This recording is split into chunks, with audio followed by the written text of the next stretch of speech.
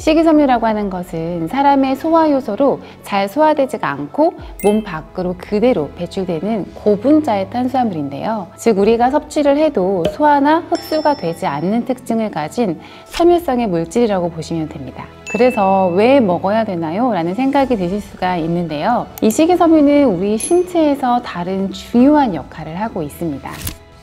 식이섬유의 중요성. 이 주스를 마시면 뱃살이 싹 빠집니다. 식이섬유는 먹어도 살이 안 찌는 것도 모자라서 내장 지방 빼는데 좋다고 하던데 정말인가요?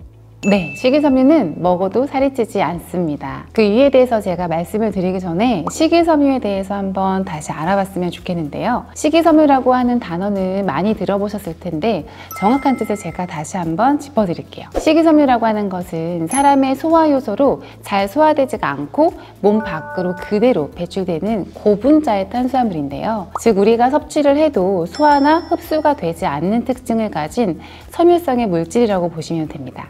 원장님, 그러면 먹어도 흡수가 안 된다는 말인데 그럼 에너지를 만들지도 못한다는 소리 아닌가요? 근데 왜 식이섬유를 왜 먹어야 하나요? 네, 식이섬유는 흡수도 안 되고 인체에 필요한 에너지를 만들어내지 못합니다.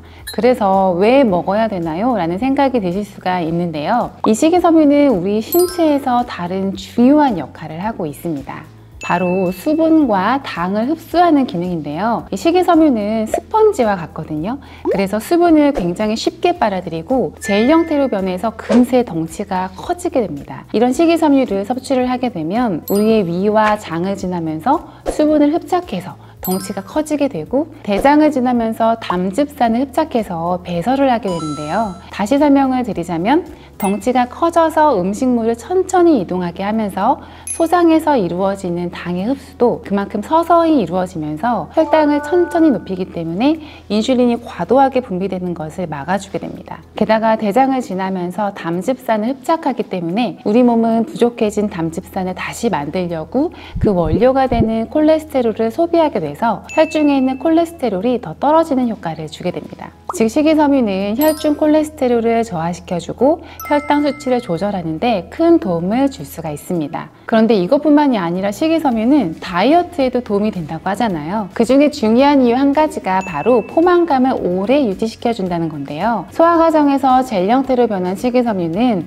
부피가 빨리 커지고 이동이 느려지게 되면서 포만감을 길게 유지시켜주는 겁니다. 그리고 물에 잘 녹지 않는 특징을 가지고 있기 때문에 대변의 양을 증가시키면서 장의 연동 운동을 도와주는 역할을 합니다. 이렇게 변비를 막아서 노폐물 배출을 원활하게 하는 것 또한 다이어트에 굉장히 도움이 되는 효과겠죠.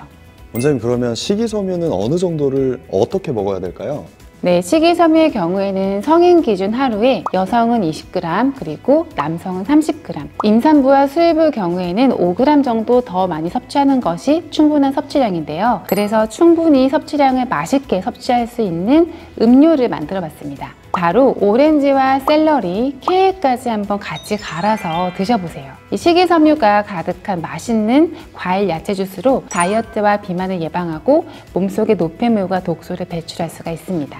그럼 원장님, 그 식이섬유를 섭취하는 데 있어서 주의사항은 따로 없을까요? 네, 식이섬유는 식품이지만 물론 주의사항도 있습니다. 평소에 장에 가스가 많이 차거나 과민성 대장 증후군이 있는 경우에는 오히려 식이섬유가 독이 되는 경우가 있습니다. 식이섬유의 종류에 따라서 우리 장 속에서 세균의 밥이 되어서 잘 썩고 장내 가스를 만들게 되면서 복부 팽만이나 소화불량 등의 증세가 생길 수 있기 때문입니다. 만약에 이런 경우라면 식이섬유를 그냥 피하기보다는 저포드맵 식단을 활용하는 것이 좋겠습니다. 포드맵의 경우에는 제가 다음 편에 더 자세히 설명드리겠습니다.